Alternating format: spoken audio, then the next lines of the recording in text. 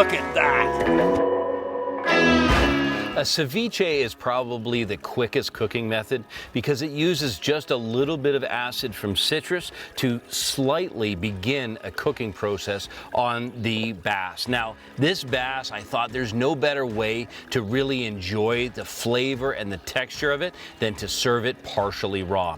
I've got a few simple ingredients here, starting with fresh cilantro. Then you'll see I've got peaches. Now, the peaches, what I'm going to do is just simply slice off very thin cheeks, and those little cheeks of that thinly sliced peach, those become the carriers for the ceviche. So there's no need to have a spoon out here. You just grab some fresh fruit and that'll be the perfect way to serve it. That'll bring the sweet. Now I've got a little bit of fresh jalapeno and always a little bit of finely diced onion. The last thing I'm going to incorporate is a little bit of ginger. Ginger is going to bring some sweetness and another level of heat. Those things together are going to make the perfect bite out here in this beautiful wilderness.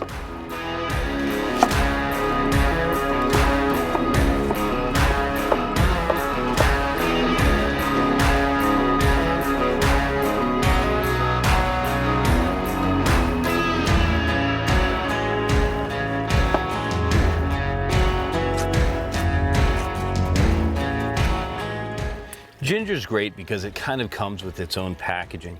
All you have to do is break off a piece and then use a knife or even a spoon to simply scrape off that outer flesh. That's what you want to get off just before you start to shred it.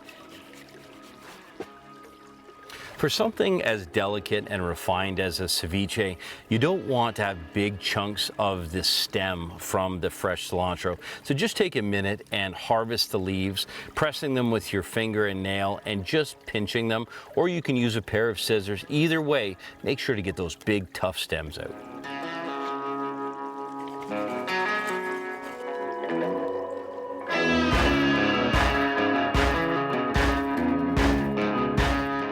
You can see how beautifully white this smallmouth bass is. Those fillets, they look like Dover sole. And all I'm doing right now is I'm just gonna run a nice thin slice. I want nice bite-sized pieces. The other thing I'm doing at this point is I'm making sure there's no bones left. I wanna make absolutely certain nobody gets a bone. I actually just found one right there.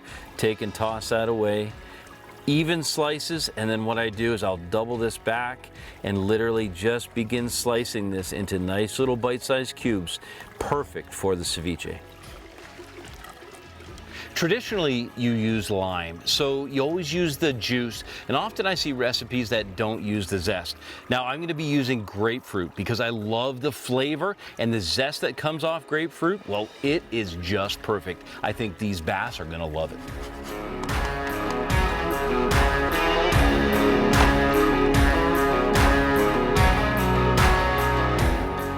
One of the most important things with ceviche is seasoning. Now, if you like it a little more spicy, then add more jalapeno and ginger.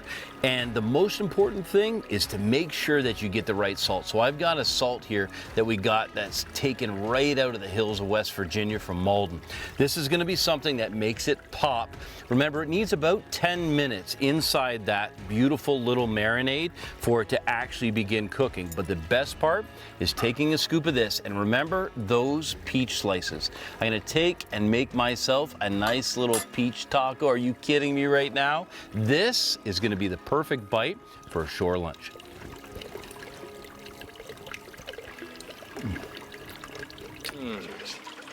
There you go, buddy. Steal more cheers. There you go. I'm going to make another one here. That is so good. Isn't that great? Oh my. Oh, wow. Fish tastes really clean. You don't taste that they're fresh, they're caught today. I really thought, as far as the shore lunch goes, fried fish would be my favorite. I now have a new go-to. And really, it wasn't too difficult for you to do. No. I mean, if you think about it, could have grabbed this, a grapefruit, an onion, a jalapeno, and a little spot of coriander. That's all you toss that in a bag, and you've got ceviche on the river at any point. Sorry, buddy, there you go. Oh, look at that. Oh, yeah. Is that incredible or what? That is good.